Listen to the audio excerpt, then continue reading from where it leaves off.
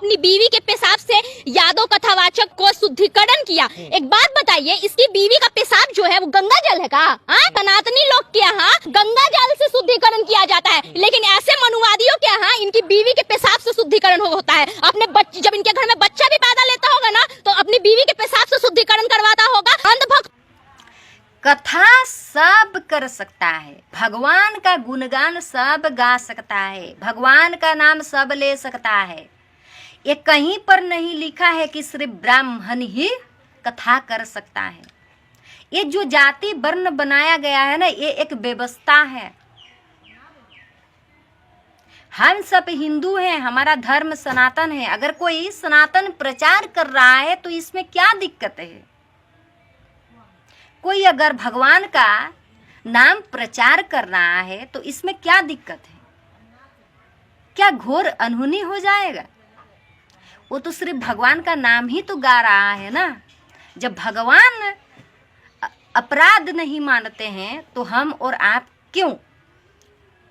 जब रस खान से हम राम कथा भागवत कथा सुन सकते हैं, रस खान को हम संत मान सकते हैं, जो मुसलमान हैं, जो इस्लाम धार्मिक से इस्लाम पंथ मजहब से आते हैं और सनातन का प्रचार करते हैं, भगवान का गुणगान करते हैं, उसे हम संत मानते हैं उन्हें, तो एक यादव कुल से आया हुआ कथावाचक को हम उनके जाति पर उनके साथ ऐसे अत्याचार करते हैं?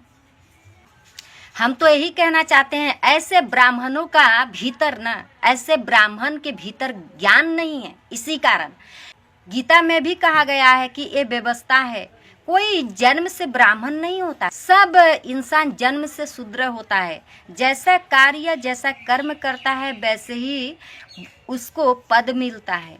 अगर मान लिया यादव कुल से आता है, अगर वो ST SC है, शूद्र है, ठीक है भाई, अगर उनके भीतर ज्ञान है, कथा करने का उन्हें अधिकार दिया जाए।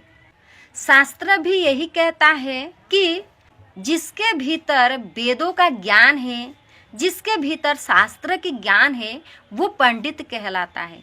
जन्म से सब एक शूद्र ही होते हैं, जन्म से सब मनुष्य शूद्र होते हैं। उसके बाद उसका 16 संस्कार होता है, उसके बाद वो ब्राह्मण कहलाता है, क्षत्रिय कहलाता है, वैश्य कहलाता है, शूद्र कहलाता है। जैसा आप कार्य करते हैं वैसा ही होगा। आप ब्राह्मण हो के सिगरेट पीते हैं और आप ब्राह्मण हो के मदिरा सेवन करते हैं, तो क्या आपको अधिकार है कथा करने की? बस यही चाहते हो कि हम सिगरेट पिए और मदिरा सेवन करें, मांस खाए और हम कथा करें?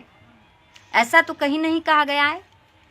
हाँ, अगर एक शूद्र कथा करना चाहता है तो उसे करना चाहिए, उसे दिया जाए कथा करने के लिए। अगर उसका खान पान शुद्ध है, वो शाकाहारी खाता है, मांस मदिरा सेवन नहीं करता है, तो वो एक पंडित ही कहलाएगा। जय श्रीमन नारायण। राधे राधे, प्रणाम।